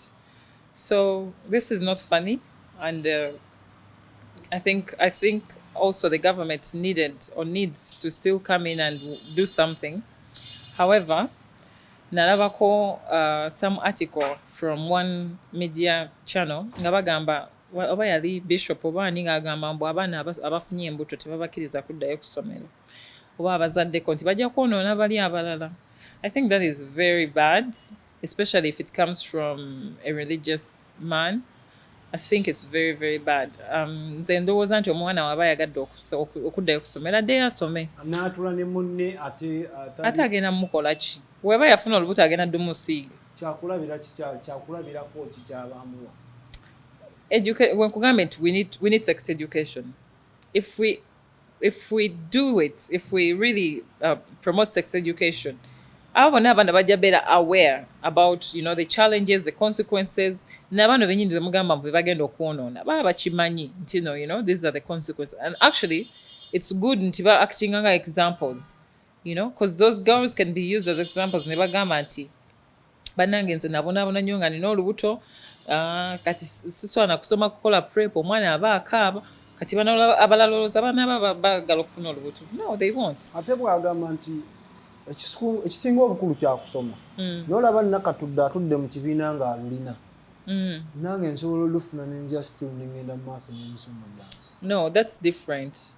Kati kyenkugambe mu creating awareness n'okusomesa bano babeera ba exemptions n'ogamba nti okay, it happened but we're giving you another chance, but this is not a good example. So era banne baba bakimanyi nti no wadde ono bamutuyunzeemu but we shouldn't do that. Tekimumalaako mirembe ye nga y'omuntu wabeera. Bw'aba ayagala okusoma era kati kanku example era by the way following anya amawulire kati nalabako interview ya Sharita I think oba akola ku TV kikati oyo omukyala ng'ayogera ku teenage pregnancies. I didn't even know that she was one herself. Naye look at her. Yagenda n'asoma n'olubuto lwe n'azaala kati singa tebamuwa opportunity eyo twandibadde tumumanyi yandibadde media personality bw'atyo. Like we need to give opportunities to these people because we all do mistakes, and then we need to teach each and every one about sex education, the consequences, the ebirwadde ebivaamu, like everything. I don't know, I feel like sometimes I talk too much but there's nothing that is ebitono nnyo ebikolebwa, like I still talk about the same things naye I see less change. Ekiwundu we kisinza osambira eddagala mu kaseera ka korona waneene era naawe otugambye ennamba yali nnya. Bannaffe abatutwala naddala mu gavumenti ne bava ne batugamba bunafu bw'abazadde. Abazadde ne bagamba bunafu bwammwe kuba abaana mwabajja mu masomero gaali gabakuuma. Ani ali supposed okuuma omwana obutasanga mbeera eyo? Omuzadde n'omusomesa oba n'eyab'obuyinza. Omuzadde n'omwana, they are responsible. Omuzadde kiri kyenkugambye nti abazadde baffe batutya okutugamba okututuza wansi ne batubulira ebintu. But I think bwe tubajja abaana ne tubajja nga wansi nga tubabuulirira kibakuuma nga bo nabo okwekuuma. Abaana bano tubalaba nga abaana abato naye si baana bato babimanyi. Nze recently waliwo omuwala I was surprised kuba nali mulaba nga mwana muto naye tugenda okudiginga in sebo bamuwadde ssente addayo okusomera nsome. Yagenda apangisaamu nnyumba ne boyfriend we. Bataddemu akafaliso, baguze stove, baguze obusepiki. Yes, kati babatwala ku poliisi nga bamukebera n'omukebera olubuto birwadde biki, thank God nga tabirina naye nga abagamba ba parents be nti nze ndi mugezi nnyo mbadde nkozesa na family planning. Kitegeeza nti omwana bamulaba ng'omwana omuto naye nga buli kimu akimanyi kati family planning yaziyigira. So bino ebintu omuzadde bw'oba wava dda mabega ng'obibulira omwana wo n'obabulira contraceptives, omwana abeera well versed because one thing for sure they are going to have sex. They are going to have sex. Oba oyagala oba toyagala. Kati gwe kikakatako nga gwe okubabuulirira n'obeera ng'okimanyi nti at least Abaganda baganda embuulirire etefa yonna. Omubuulira at least ye neyeekuumire. N'omuzadde bw'anaggamba nti mbeera nkwataganye nokeera ku makya mbategeke bagende ku ssomero ngende mbanoonyeza ekyokulya noonye school fees obudde sigenda bufuna ne bwe mutwala mu ssomero omusomesa ajja mmunyambako ate gwe ogadde amasomero. Omuzadde kati oba okyali ku bya covid amasomero go galina okuggalwa regardless kuba ensi yonna yaggalawo naye kati buno obuvunaanyizibwa sina bw'abasomesa. Abasomesa teachers do their job. Teachers are there to bagobera syllabus. That's it. Basasula ssente meka okuddamu ebyo ate bayingire mu nsonga ezitabakwatako. Eyeeweza omumba. Kati gwe omuzadde eyazaala omwana w'ozaala omanya nti buno obuvunaanyizibwa bukuliko forever and ever. It's your responsibility to okubuulira oba okooye nnyo ebyo omwana tebimukwatako. Mwana wo akula ye agenda kwonoonekako. Get some time, sit them down, talk to them. Yes. Kati gwowe tomubuulirire onaamutunulira butunulizi bamutwale. Anti bwe naaba nkwataganye nga nfunayo omusomesa ngamba nti oyo munkolereko mubumbe. Kati owedda njogera nani? Oh my God. Oliver, oli Miss Uganda. Uganda bwenga okusinza bw'ogirabamu tukwapulishiatinze ekimala era ffe tulaba tutya ebintu bino okusinza bw'olaba endaba gye tulabamu ebintu byaffe nga bannayuganda bino ebyawo Miss Uganda tubiraba tutya muli eri tuba appreciating ekimala tubabalamu nti nammwe. Okay, wongamba comparing to the rest of the world? No, Uganda chenaba tebimanyi nnyo ebintu bya Miss Uganda. In fact bagamba Miss Uganda baba bamanyi Slay Queen oli aweeragako mulisa biki. So tebadna kitegeera nnyo like concept nti it's about charity, giving back, blah blah blah. But the rest of the world, for example, like countries like India, South Africa, they respect they treasure their beauty queens. But nze nga nze omuntu, I feel treasured. I felt treasured since I got my crown. By Ugandans. By Ugandans, by the rest of the world. Yes. Kiri kyogambye nti oba tetubimanyi obunafu tebuli mu mmwe temufuddeeyo tummanyisa ki kye kitegeeza kuba Miss Uganda. The interviews zonna zenkoze tewali interview gye saayogerako like the roles and what expectations and the duties of Miss Uganda buli kimu nkyogera, and I think I'm the only Miss Uganda who speaks from their hearts. Like, I mean, I speak from sina kyenkukweka. I'm going to tell you everything. Like, nobody they speak from their hearts, but I will give you A to Z. Nga sina sugarcoating. So yeah, I feel appreciated, and I feel like I've also tried to make people understand omulimu gwange wano, and also not to expect much from me because I have limitations, and also trying to tell people that I'm also human. I have a life. So yeah. Buli kintu ekitambula Uganda tuwulira gavumenti etuyambe. Oli bamwokyeza nti gavumenti etuyambe. Gwe nga gwe. Kiki oyinza osaba gavumenti mu bintu byaffe bino ebya Miss Uganda, modeling, bwebiti.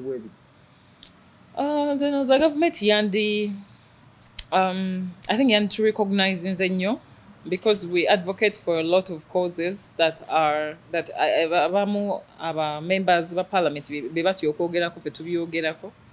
So I think bandi to recognize nzenyo. Challenge ki z'osangidde ddala ku level ya Uganda? Okola ki? Byokola. Challenge enyinza okusanga nti sometimes eddoboozi terituuka gy'oyagala lituuke. You can communicate nga wenkugambye nti nze mpulira nga nkoze interviews nyingi nnyo, but wenkolamu research ne ngamba changes ki ezikyuseewo nga ntono. So eddoboozi singa tuli multiplying n'ogamba nti this person is raising awareness about like mental health, let's support her. Tumuwe platform enene, government organizations nazo coming on board, you know, it would make a difference, I believe.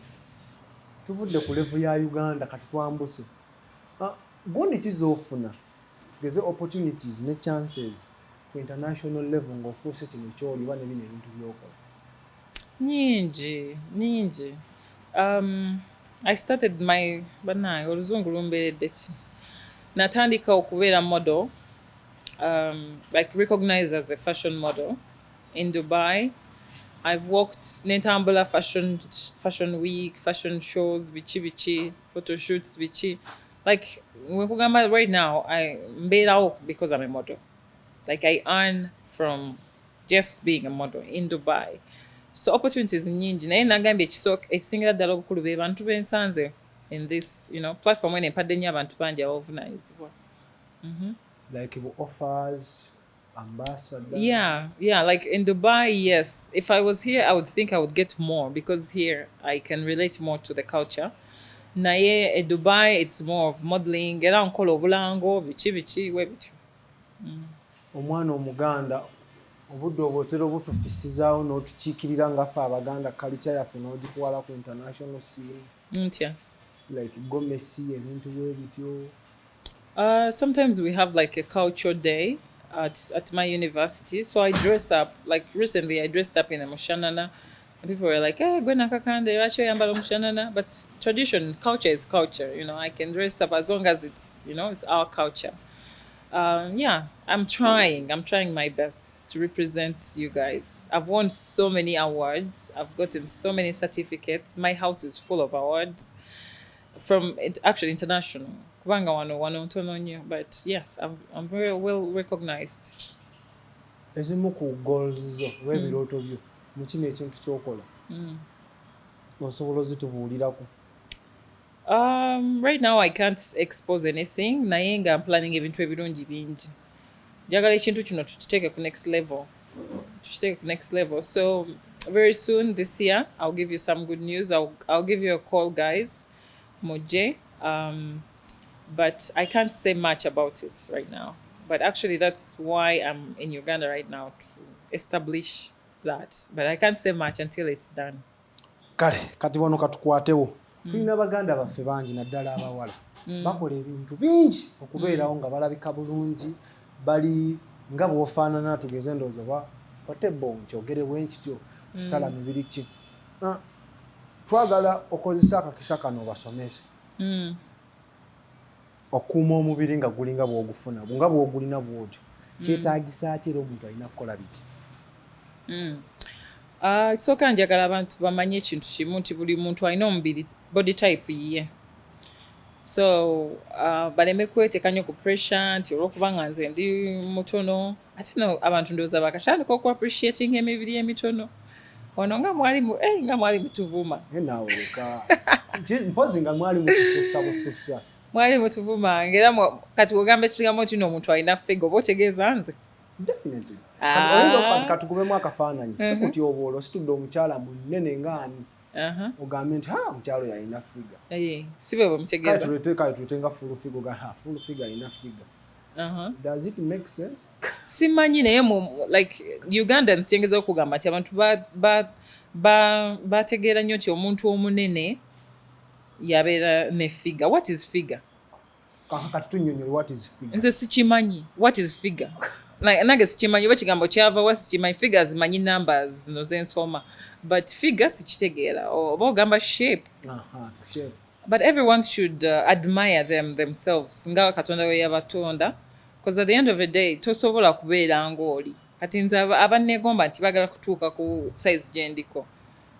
They can try but it's important nti omuntu ategeere body type ye. Waliwo omubiri nga genetically ewamwe muli banene nga ne bw'onaakola otya omubiri n'ogulwanyisa n'onywa biremoni biki n'ogenda ku surgery ngero ojja kudda mu ngejje. So I think fitness to me is about just feeling good about yourself, feeling good about your body, not trying to compete nti oli alabika bw'ati nange njagala ndabike bwenti. That's it. Kubimu kubiwa emibiri gy'emirembe kyemmanyi oyinza okuba ogirina ate tolina garanti nti ogwo omubiri gw'olina tegusobola keera ku makya nga tegweyongeddeeko ogukuuma otya nga tegweyongeddeeko. I work out. Nze siva mu gym. When I'm following up on Instagram, I'm like every second day I'm always in the gym. I'm always running. I wake up 6 a.m. Nenziruke mbisinde nga balinga gwe bagoba. I just love fitness. I'm addicted to it. So I think abantu banateekamu amaanyi mu fitness, they can get their ideal bodies. Naye nanga ogambye nti there is no guarantee nti omubiri tegujja kugejja oba kukogga biki. You never know, but at least do what you think is right. Work out and eat healthy. Watch what you eat. Don't eat yourself silly. Munnayuganda nno bw'akiwulira nti genda mu gym agendayo ku makya n'eggulu buli lunaku. Agende kasita abanga awulira bulungi ate alye bulungi, you know. Ky'ogamba tekiriiko comment kolako kinene kisaanidde bwe kiti. Working out, it's important to always listen to your body. Kati omubiri guyinza okugamba bannaayo tuzanye ebyoma tukooye era ng'owulira n'emaso zikuluma tokyasobola, then rest. You know, it's okay to rest. No, si rest nti asooka eri agenda okuwangula ekikopo. It's about you. It's about how you feel. Yeah. Oyogedde ku kyokulya. Bintu ki omuntu by'ayinza okulya? Tubawe ku magezi brief kuba bannyinaffe abasinga bali mu biyumba bali babonaabona agenda nga ggwe adda munene nga maama we. So oyinza omuwa ebyokulya by'ayinza okulya. Nyinza kugamba like kankuwe nganzi. When I wake up usually ndya cereal kati bannaffe abeera mu biyumba baleka babina naye bayinza oba tebabakkiriza birya. Kati ndya oluusi ndya fruits zokka naye tesijja kulimba mbu sirya mmere. I eat a lot of food like during, yes I do, like lunchtime biki oyinza okunsanga nga ndi ku like real food. So eat but watch also the hours you eat. Waliwo essaawa ezisuka nga sikyasobola kulya like ssaawa 3 ez'ekiro otudde ku sowaani y'emmere bweti ng'ofaaki, you're going to sleep, emmere tejja kwedigestinga bulungi. So sometimes kiba kirungi okulya like something heavy ng'okimanyi ogenda beera active throughout the day.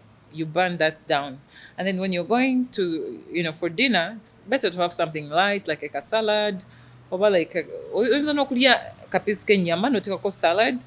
But sagala abantu ba following routine yange, njagala just bajjemu kyokuyiga nti you cannot eat so much ng'ogenda kwebaka. You cannot eat less for lunch because you're so active. You need to eat food, real food.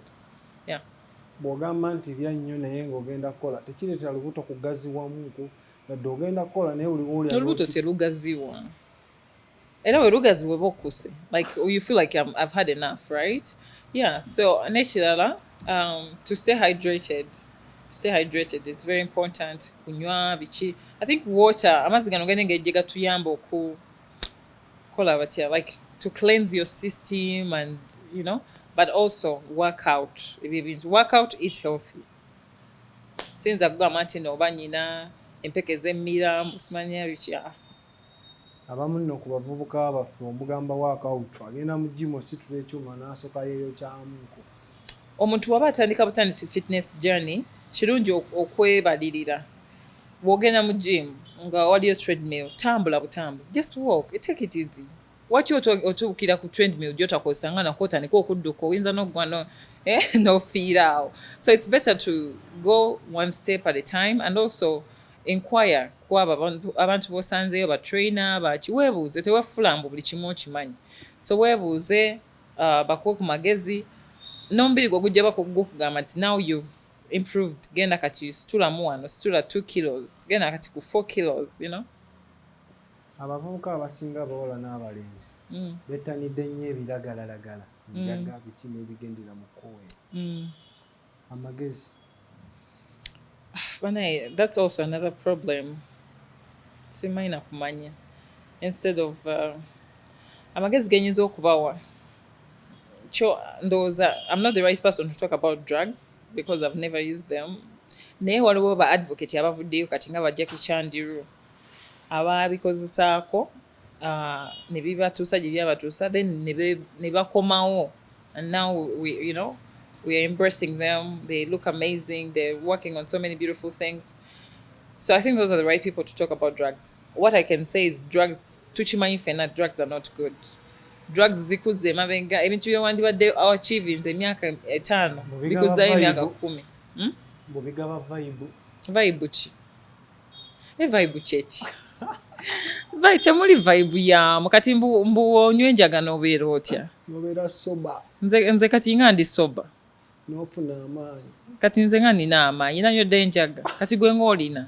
Tuwakedde ssaawa mmeka? Like literally ebyo ebintu abantu just bababulira. I think it's peer pressure. Olina bamugamba bugambi naye n'abikkiriza, but seriously drugs don't do anything instead of just spoiling your life. Yeah. Waliwo omwami atambulira nnyo mu bintu bya fashion n'abaana abatera ogenda ebweru mukulu Joram. Okwatagana otya naye era biki byakola? Joram mukwano gwange. Omusango otya?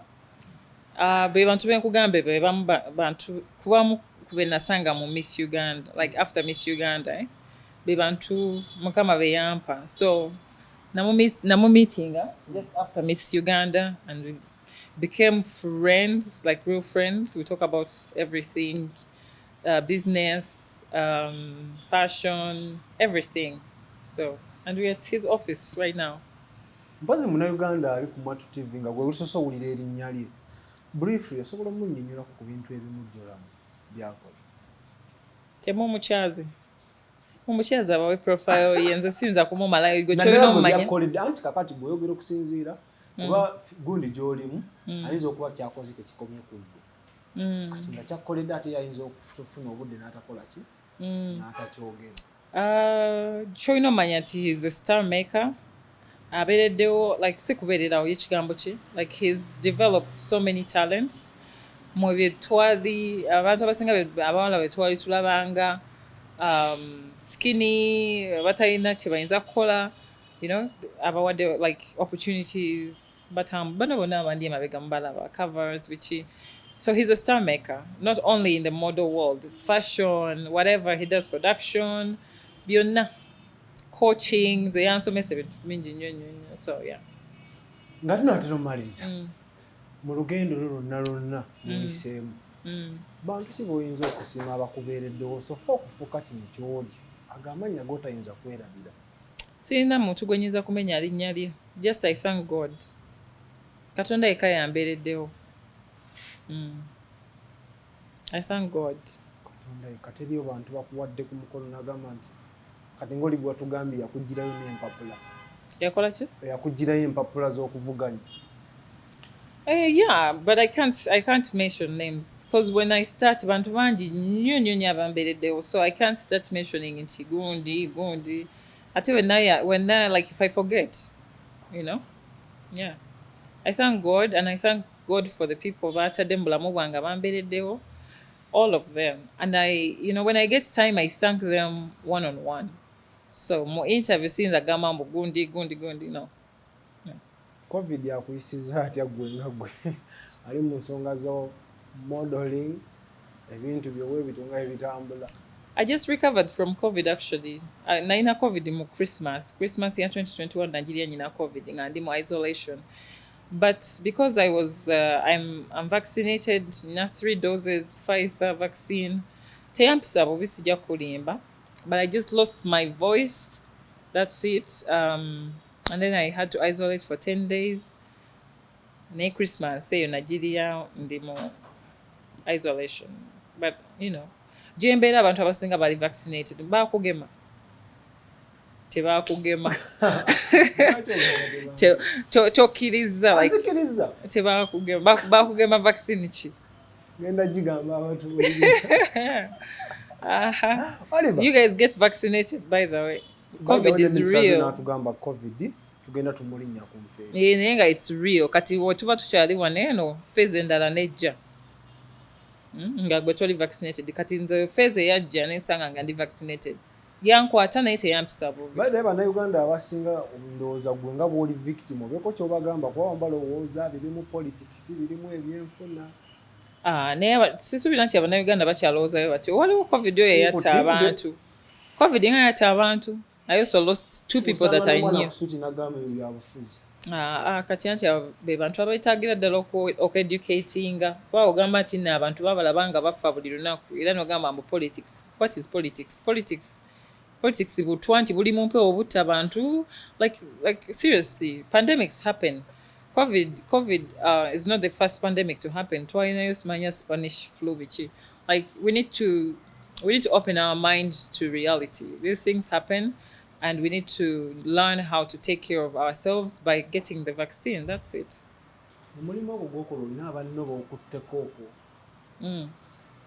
Mochi modeling. Yeah, I have some people been betwakwasaganyizaako je bali kati bakola, but I can't mention names. Kuba kwemulisa toyagala byakwetega kuba kwemulisa okwo nti kati nyinza atya okuddala okuyinterview negamba nayamba gundi negundi ndeka nenyambako kati omuntu nga onaamuyamba novayo neweeraga nti banayi nayamba gundi olekangayo don't even try, pozi ng'olina kye tutakoonyeeko ebayita akatalekeka njagala kusaba osibula abalabi baffe obadde nontunuulira gwe sinatunako mu camera bo bakulaba.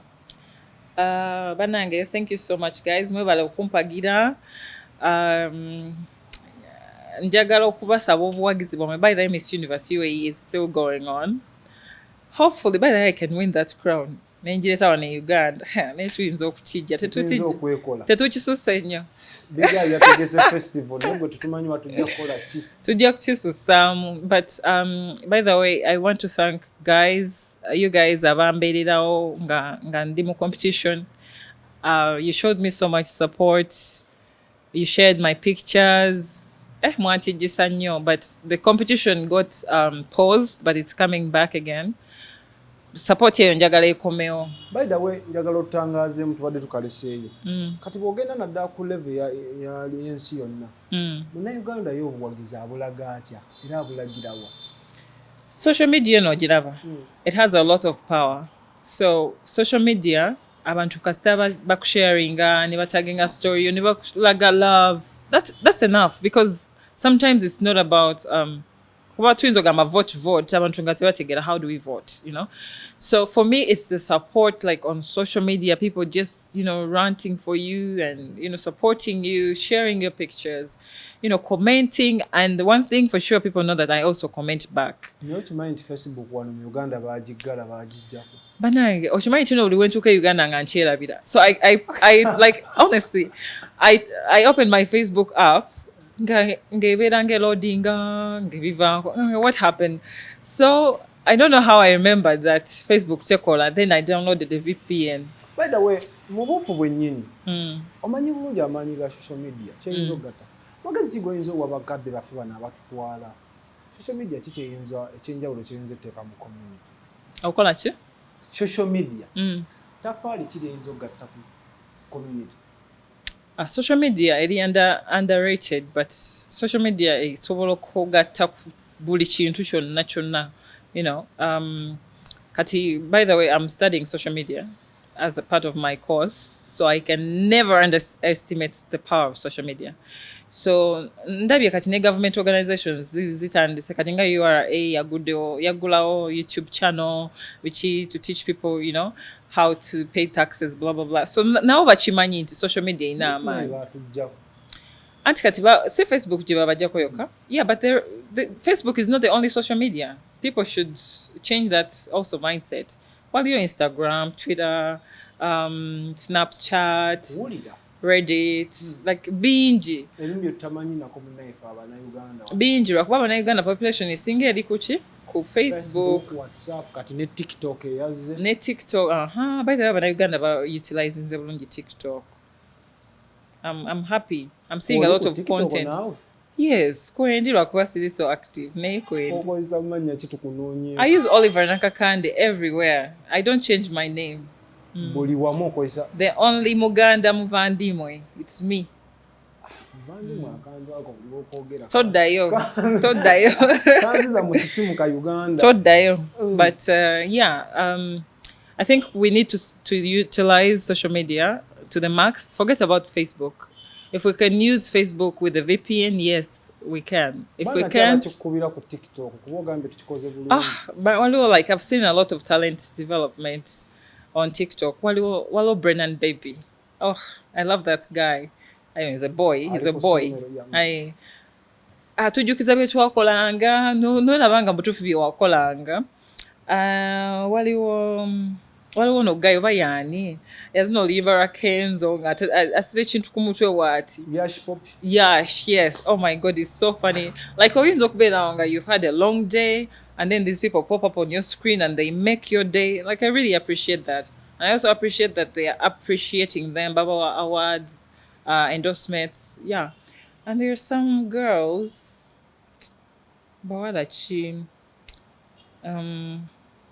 there are some girls, I forgot their names, but I think they are dancers. Namubiru. Yeah. Yes. Oh my! I think she's the most followed girl on TikTok. Person in Uganda on TikTok. Yeah. You know why? Because she's keeping it real. Like Uganda tuli bwetu tiwe tufumba bwetu tusula. Amai twagala nnyo olusi okweteeka mu bintu bye tutali naye international audience neyagala nnyo okulaba the reality. So I think that's the branding bulungi oyo omwana. Tokame ekyewunyisa branding bulungi alina international following naye talina blue tick. Abasigadde abalina blue tick tetumalaamu nnyo. Ebanga bakuverify. Bajjamu verifying very soon. Naye nze waliwo ba celebrities bemanyi nga bamanya nnyo naye ngera tebalina blue tick. So blue tick is just like additional, but omuntu era obeera influencing abantu. Influence is felt. So blue tick is just like addition. Kati olowooza ebakuwa blue tick nobeera oti. Your life changes forever. It's just like a tick nti, yeah? They will recognize her. Yeah. Baba mbakwasiza Bannayuganda bansiibulire era obaneebalize abalaba Mwattu TV bongero twagala. Yeah. Bannayuganda mwebale tuwabudde wabula tuluddewo nnyo wano. Yeah. Thank you so much. Mwebale kulaba Mwattu TV. And you guys, thanks for hosting me. My name is Oliver Nakakande, Miss Uganda 2019-2020, and on all socials you can follow me, check me out on Instagram, Facebook, Twitter, and TikTok. Yeah, thank you. What else can I say? Totumidde ku taata w'abaana. aliwo nze nyina abaana like ajja okuba ate mumanyi tolina mwati mutandise interview ewedde bye bino ebyaŋŋana okubeera journalist munveeko. Tweyanziza nnyo tubadde ne Oliver Nakakande yali Miss Uganda 2019 n'akiikirira eggwanga yaffe akunnyonnyodde Miss World ne Miss Universe. Bantu banjawulo bakiikirira eggwanga lyaffe batuwa ekifaananyi ekirungi. Omuwala tubalabirako tolina kwenyooma olaba yakikoze nga yina Kakande kitegeeza naawe osobola okikola ng'oli kyonna ky'oli. You don't have to be rich okufuuka star tolina kukola ky'okufuuka owakabi. So tulina obbasaamu ekitiibwa era ensonga lwaki ffe wano ku Mwattu TV tuba hostinga ne babaako olugendo lwabwe lubanyi bo si banjawulo nti baba bava mu ggulu. Oliver ava mu ggulu ffenna twava mu ggulu no nti loba agwanga nkuba naye bakuzaala buzaazi amanze nava mu ggulu ofaananye muno Juliana bane mwebale kubanga mutwabye okuva gye twavudde twatambudde ne bakadde baffe aba El Shaddai Money Service International bano bakabaka mu kutambuza ssente okuzeetolooza ensi yonna batuukirireko ennamba zaabwe ziri awo wansi bakuwa information esingawo butya bw'onaakolagana nabo. Baganda baffe aba mu Rwanda bagenda kutambuza bakuwe visa ofune emirimu ogenda mu nsi z'Abawarabu oleme genda bonaabona oleme genda zungira eyo tomanyi kyakukola tolina ntambula oli awo beekwateko ensonga za visa buli kika kya visa bagenda kuba nga bakikwasaganya ennamba nazo ziyitawo bagala kukwatagana Mwattu TV ennamba ziyitawo nawe zikwasaganye mutuwe emirimu mujje tukolere wamu tutumbule Uganda mu buli sector. Amanyi omwana soda abe ku kamera mukama abankuumire. This is Mwattu TV y'omuntu wa wansi.